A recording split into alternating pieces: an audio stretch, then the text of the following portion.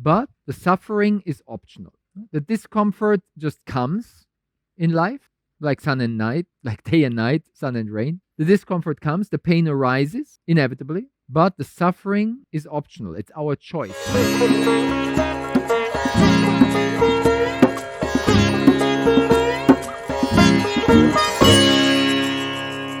Action! Are you feeling unfulfilled? Sometimes dissatisfied with the circumstances of life? You are not alone with this. And today I will share with you the key how to overcome this lack of fulfillment. And it all starts with gratitude. My name is Burkhard, and I'm the founder of the Akasha Yoga Academy. And I've been on this search for fulfillment for more than 30 years, full time, going all the way in all areas, trying all the avenues, all the substances, all the practices. Been there, done that. So I have quite a few things to share about this art of living, which I started exploring when my father gave me the book Philosophy of the Art of Living when I was 21 years old. And one of the key principles which was shared in this book and by so many other masters, sages, yogis, is that the attitude of gratitude is the name of the game. Having that sense of appreciation present within ourselves makes the whole difference. Fulfillment, which we are all looking for, this happiness that we are all running after, is not really achieved by reaching financial or material goals. Yes, money makes life easier. It can make things more convenient. Yet, fulfillment comes from within. And it goes together with a sense of gratitude and appreciation. Because even if we would have all the riches and all the wealth and material success in this world, it's not really meaningful if we don't have this inner sense of appreciation and fulfillment. Without that sense of gratitude, we keep on running, chasing the next carrot. And while there is some satisfaction in that progress and achievement and hitting our goals and ticking off things from the to-do list, yes, there is a certain satisfaction from coming from that. Yet it's a short-lived, cheap thrill. It's a quick fix, which is like consumerism, giving us a hit of endorphins and some other pleasurable hormones, which are making us feel kind of like, yeah. But as mentioned, it's short lived. It doesn't last for long, it wears off quickly. Even that fancy, big dream of material purchase, which we've been saving up for such a long time, and we thought, like, finally, now we have this and it will make our life better, easier, more happy. Finally, we reach the goal.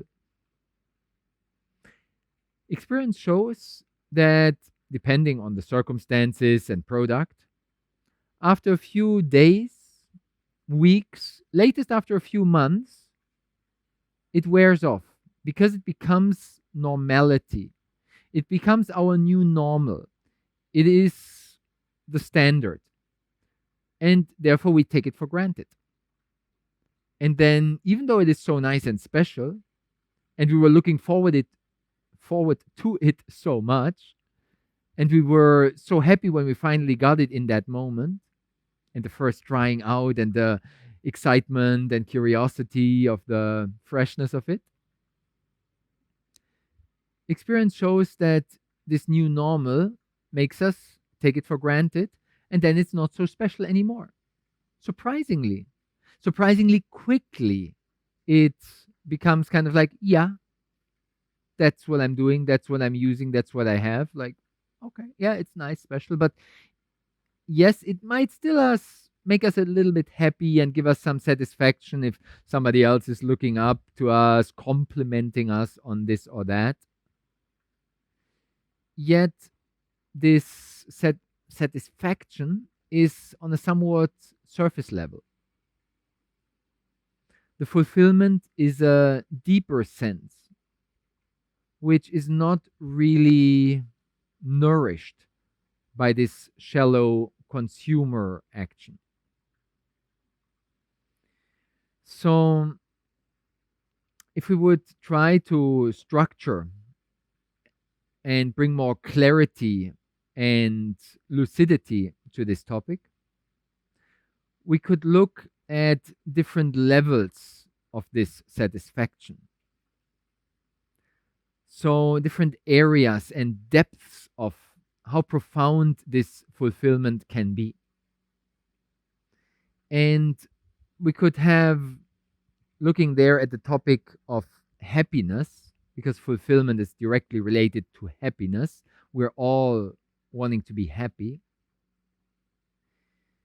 If we look at the basic levels, we can see, just to give definitions and categories to these terms, happiness as a term for satisfaction, coming from sensual pleasures, from the craving of the senses, which gets in a way catered to with a nice dish or some other sense of achieving my desires, reaching my goals, and having the satisfaction coming from that.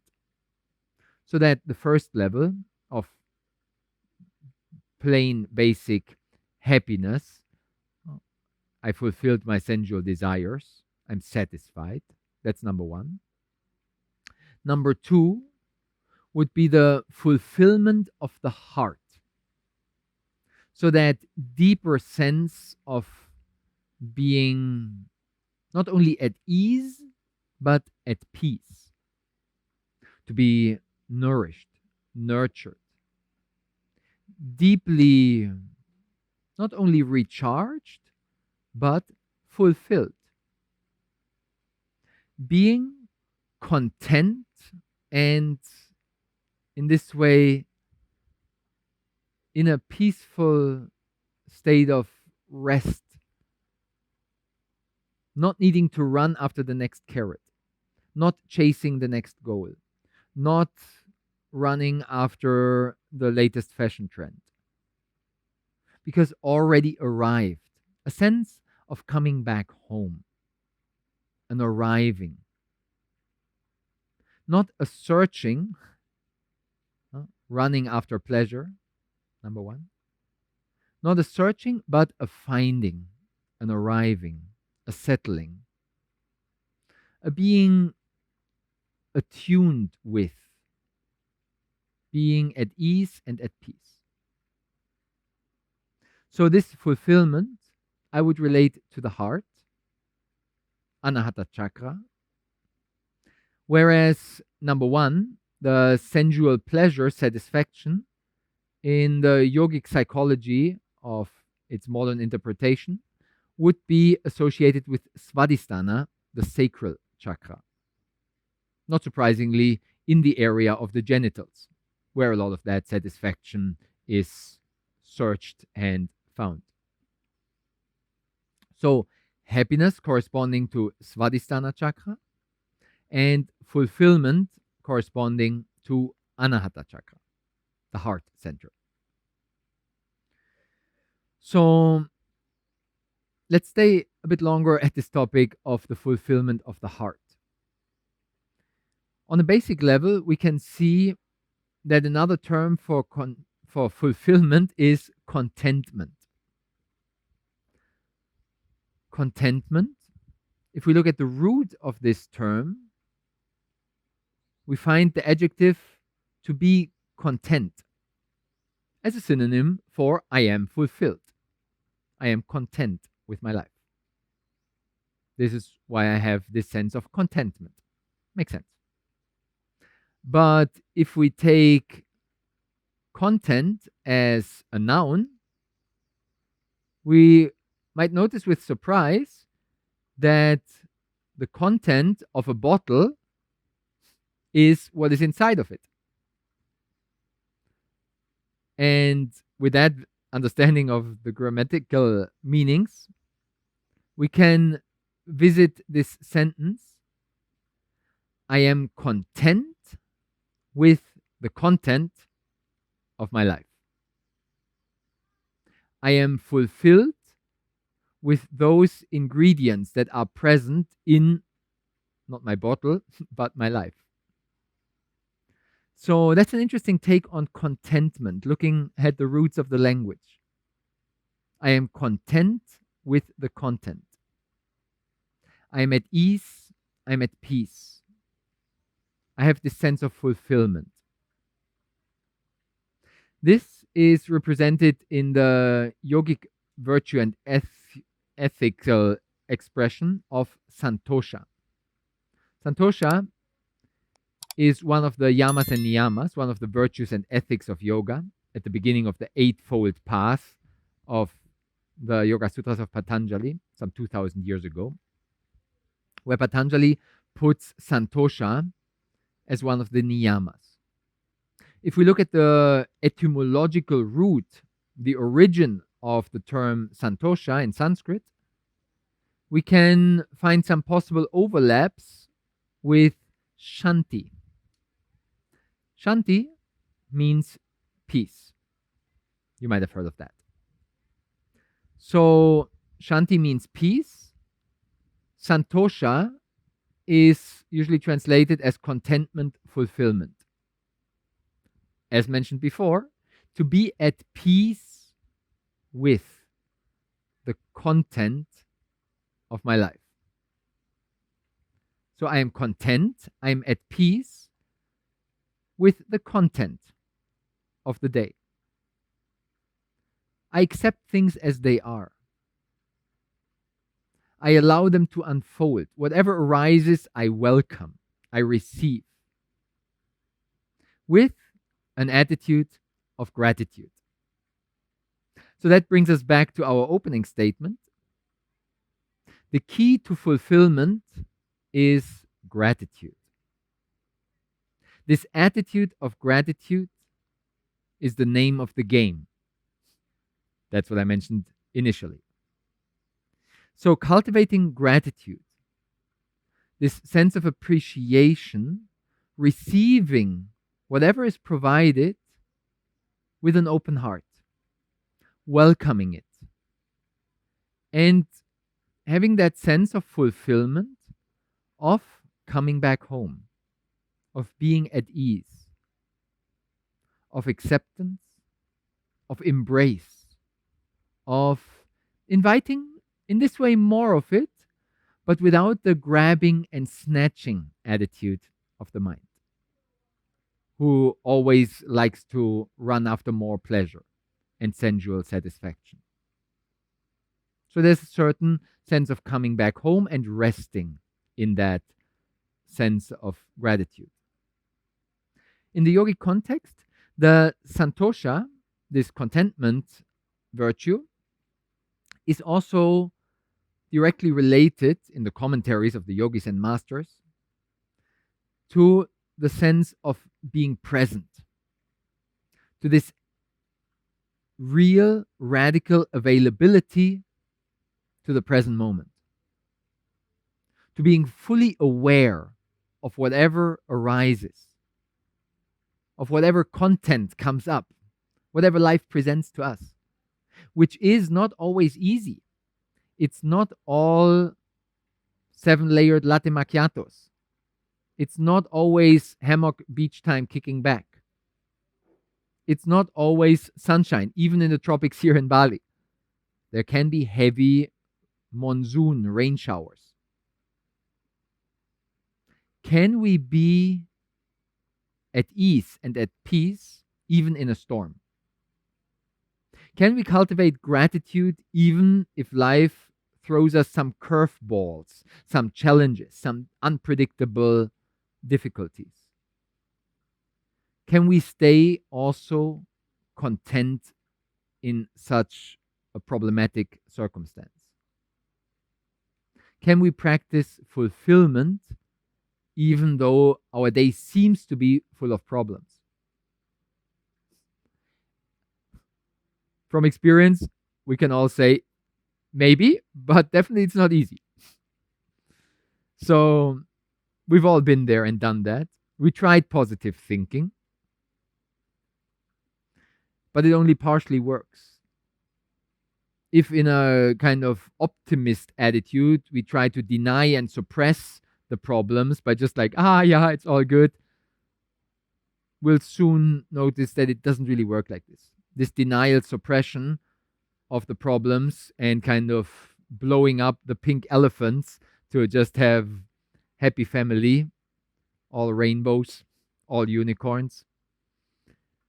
It's nice. It's a good counterbalance against depression when we're in the darkness. Counterbalance it with this rainbow light, uplifting ourselves. Optimism saves the day if we're on a depressed, rainy day whining. Sure. I'm not speaking against optimism and positive thinking. All I'm saying is it tends to be a pendulum swinging back and forth between the negative and the positive, and then it inevitably will swing back to the negative. From pessimism to optimism and back. From zero to hero and back. In one day, sometimes in 1 hour.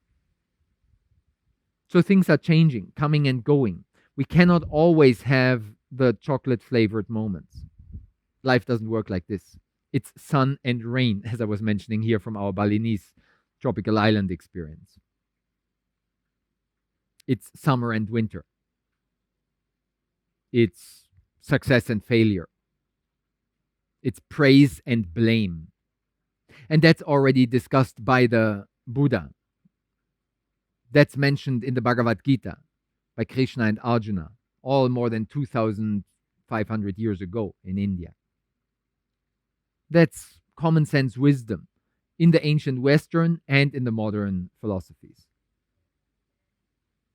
So, the changing phenomenon between good and bad, good luck, bad luck, coming, going. The recipe, the recommendation by Gautama Buddha, by Krishna to Arjuna in the Bhagavad Gita, by Patanjali in his Yoga Sutras, all more than 2,000 years ago. Same wisdom still applies. The recommendation, the recipe is detachment. A sense of neutrality. An ability to welcome any situation as it is, without judging, without labeling it, without getting attached to it, without thinking that the problem will last forever. It's a temporal phenomenon. And yes, it's tight, it's icky, it's uncomfortable, it's seemingly sticky, it sticks around longer than I want to. Yet, as the Asian proverb goes, also this will pass. Trust in the process. It's part of the game. And maybe we even grow with the challenges. And with that perspective, I don't need to deny and suppress the negative things with my positive thinking optimism and like, no, it's all good, all pink elephants, and cover it up with chocolate couverture and more caramel syrup. No, I welcome even the difficult moments and challenges, knowing that we grow with the challenges. So I receive them with gratitude. Thank you for this opportunity to evolve and develop further. Thank you, life.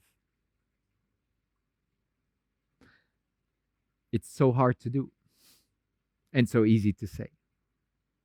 Because, of course, the mind gets noisy. When the problem comes, it's like, no, again. Ooh. There we go again.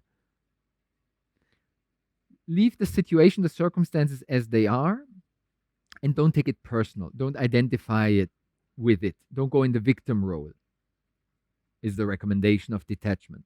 Keep that neutrality. It's just a rain shower. It doesn't rain because of us, because we want to go for a walk. Because of that, it starts raining now.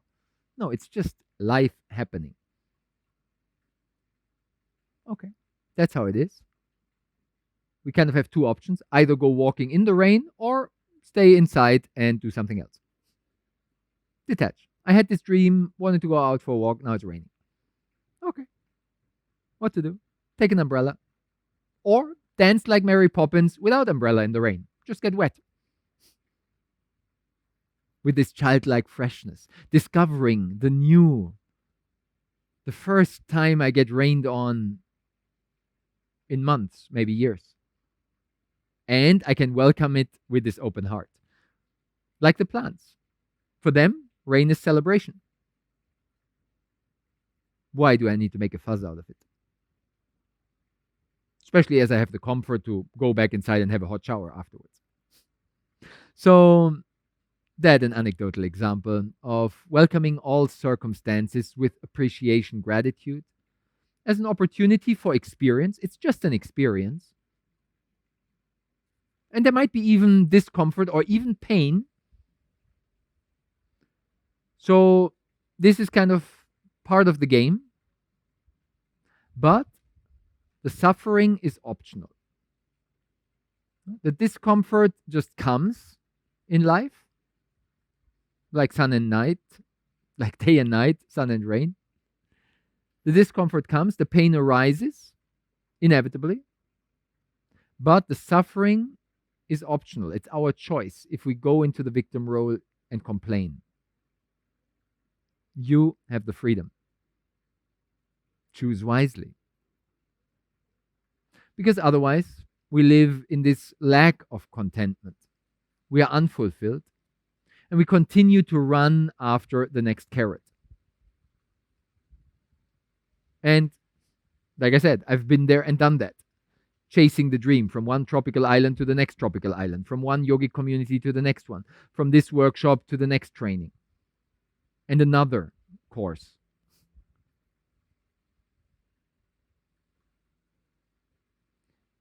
And while there are insights on the way, one of the most important ones I can share from the 30 years of my exploration is to be a bit more laid back, which is not easy for me because I'm very hyperactive, ambitious, aspiring, going strong. But at least sometimes give ourselves a break and cultivate this attitude of gratitude. Give it a try. Sense the fulfillment arising in your heart.